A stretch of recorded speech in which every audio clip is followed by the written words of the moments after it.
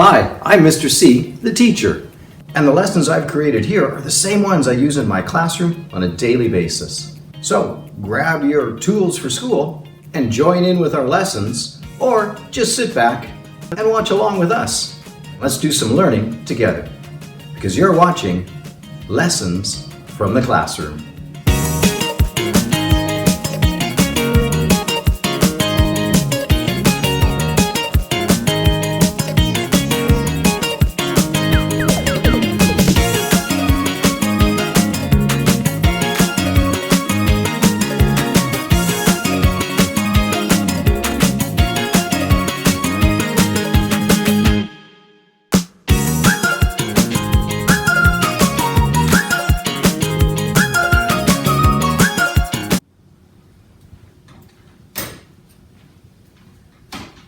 Wow, look at these two giant cardboard boxes.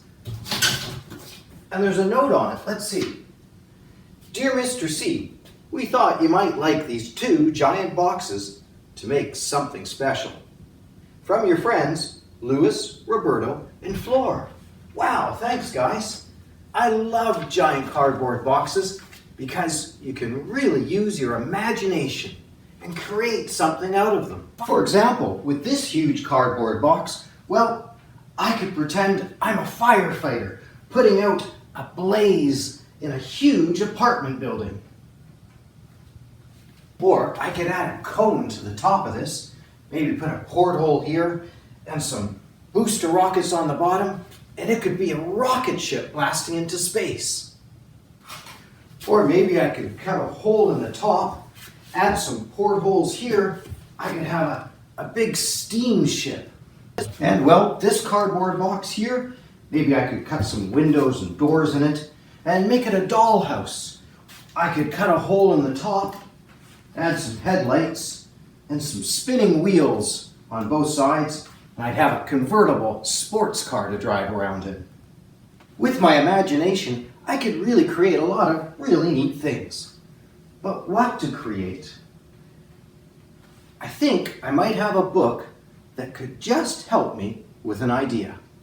Let's head over to my reading chair. And one of the things I enjoy doing the most when I have some spare time, well, is reading a really good storybook. And well, have I ever got a really good book for you today. Well, the storybook that I have for us here today is called Treasure Hunt. Let's read it, because in this story, there's an idea of what to do with a big cardboard box. Treasure Hunt, written by Stephanie Waldman and illustrated by Estefania Razzo.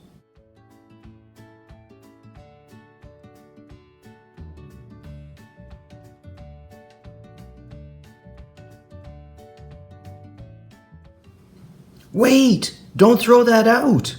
Louis yelled out the window. What? The delivery boss said. When we deliver a stove, we haul away the empty cardboard box. Could I have it? Louis asked. Louis was waiting at the door when the twins got home. Roberto said, Can we watch TV? Yeah, Flor added. Or play video games?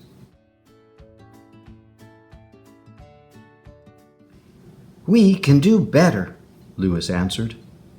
What's better than TV and video games? Flor and Roberto asked at the same time. Flor poked Roberto. Jinx!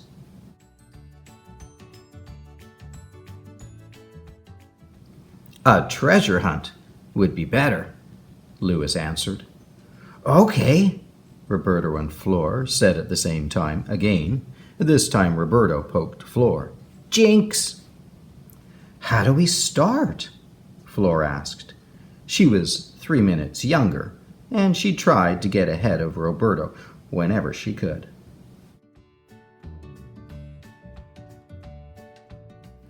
Well, Louis said, you and Roberto will hunt as a team, looking for hidden treasure in each room. Here is the first clue. Flor read, I'm round and hollow.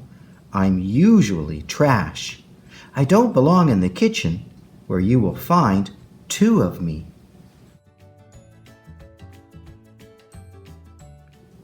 Flor and Roberto raced to the kitchen. They looked under the chairs and in the cabinet. They couldn't see anything that didn't belong. Flor crawled underneath the table where she saw an empty toilet paper roll taped to the underside. Pulling it off, she crawled out and said, "Not much of a treasure." And there was only one.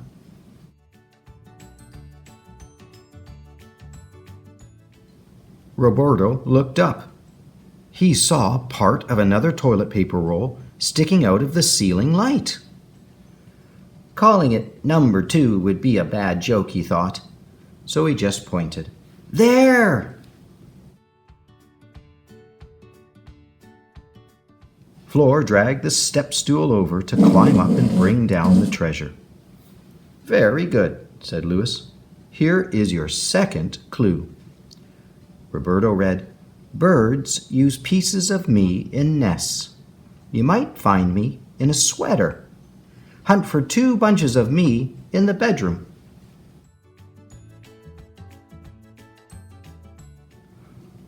The twins hurried to the bedroom and searched. Flor triumphantly grabbed a ball of red yarn hidden inside the closet. Roberto snatched a brown yarn ball from behind a stack of books on the bedside table.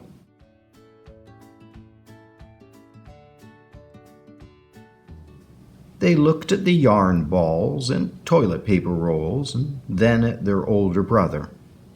Treasures? They said. Here's your last clue, Louis grinned. You need me to fasten your shirt or dress, but I can become a nose or eye. Find me in the living room.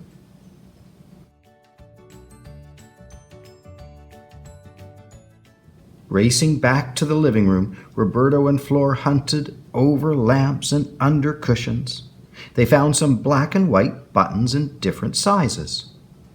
Roberto, still puzzled, said, I loved looking, but I don't get the treasure part. See, Flora said to Roberto, the yarn is hair. These buttons are eyes and noses. We'll have a puppet show. Flor and Roberto high-fived. This took them out to the backyard, where they saw the huge cardboard box that would be their puppet theater. Speaking at the same time, Roberto and Flor said, Let's get to work.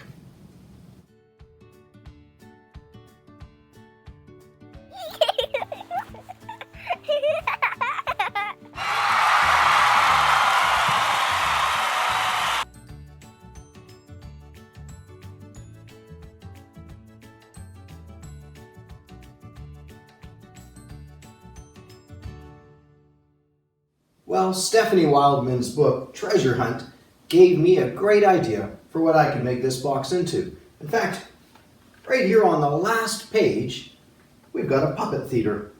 And that's what I'm going to turn this box into. You might need some help from a grown-up, though. Let's get started.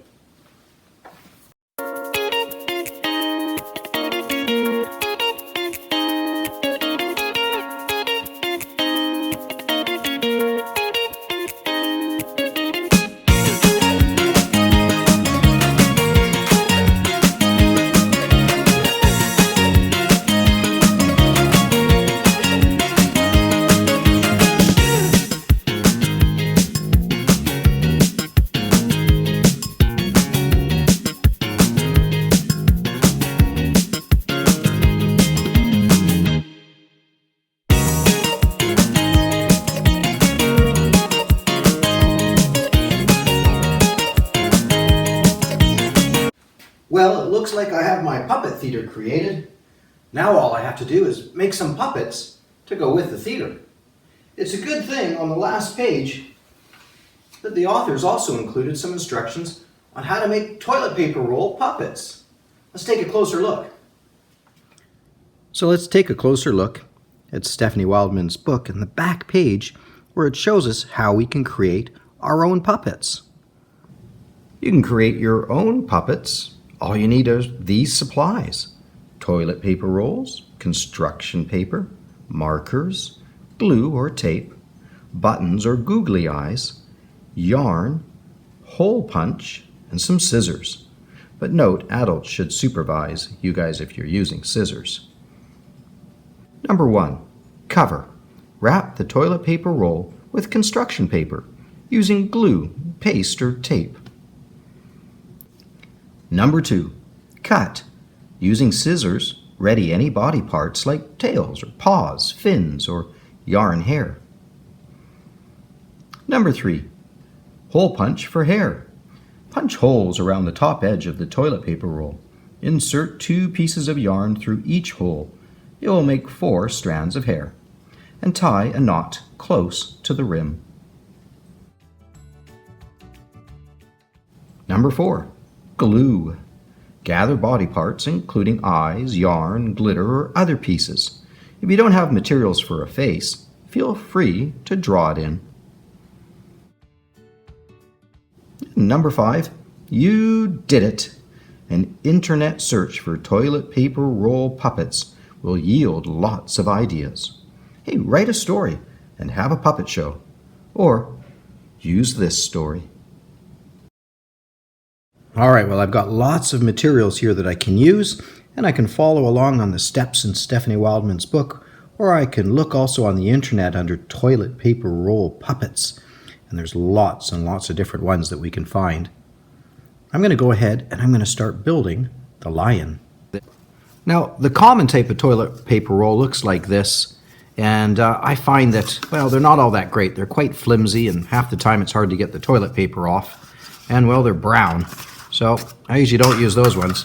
Instead, my favorite roll actually comes off of bamboo toilet paper. And the rolls, I guess, are probably made out of bamboo as well. They come in white, and they're quite a bit thicker and sturdier, and the toilet paper doesn't stick to them. So I'm going to use that. I'm going to follow along the directions right in here to make the lion. That's what I want to make.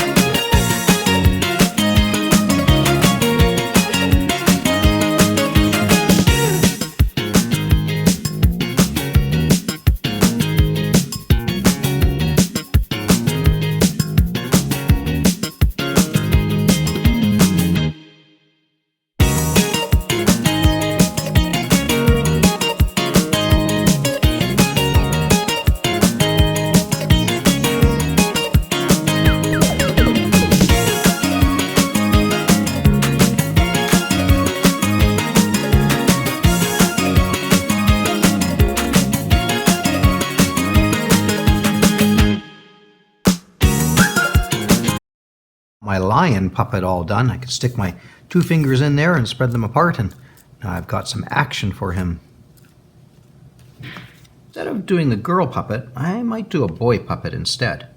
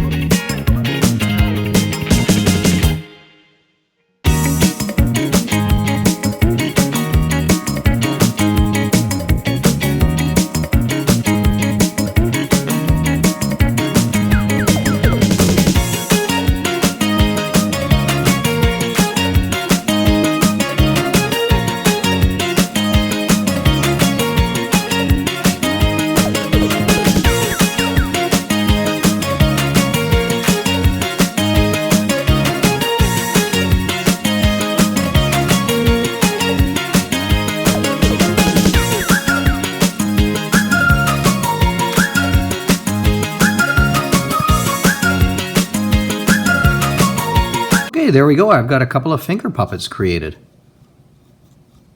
Now all I have to do is create a puppet play. All right, my puppet theater's all built and painted. I even added a background picture. I've got my puppets made. I'm ready to do a puppet play now. I've even cut a door into the back of my puppet theater so I can get inside. So all I have to do now is, well, create something that's fun.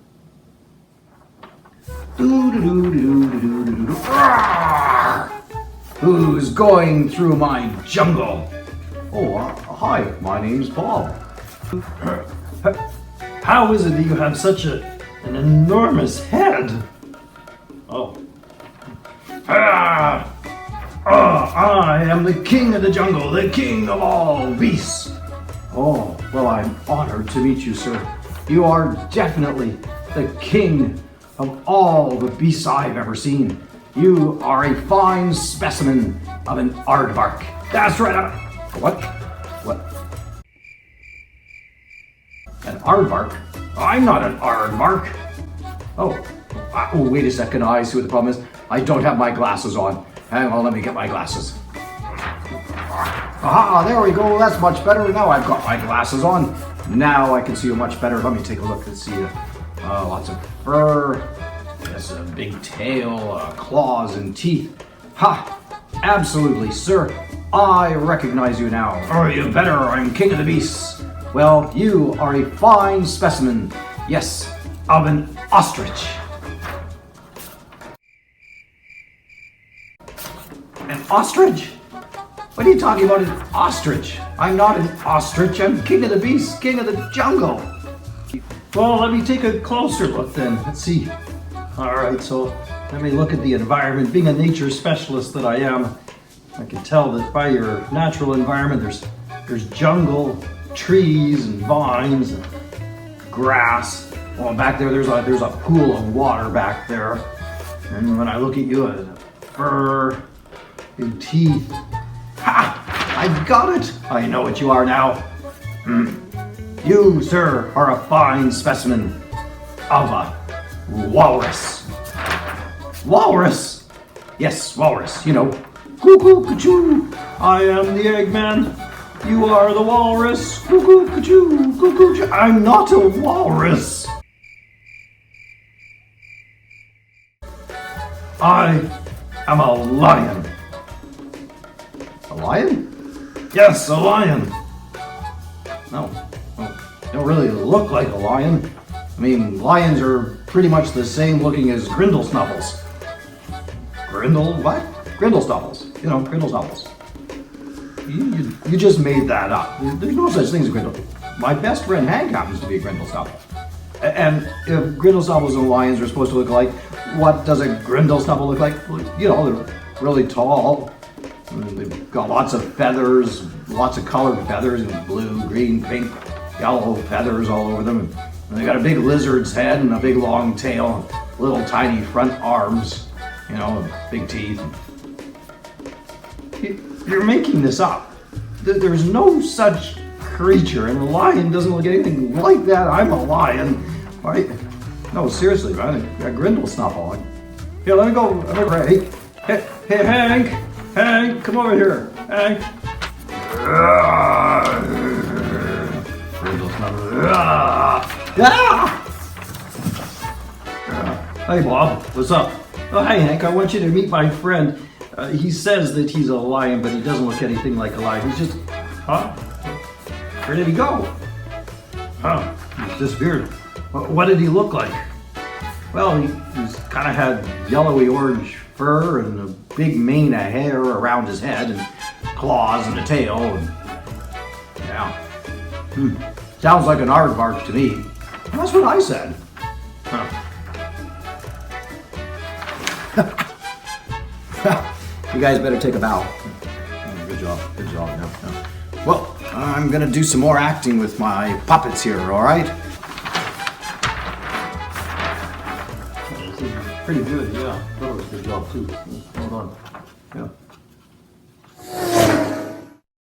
Well, that's all the time I have for today's episode. But I hope you got some great ideas for what you could use a giant cardboard box for. We'll see you next time. Thanks for joining me today in our lesson. Hope to see you again soon. I hope you had some fun, worked on some new skills, and maybe learned something new as well. Join me next time on another episode of Lessons from the Classroom. Bye for now.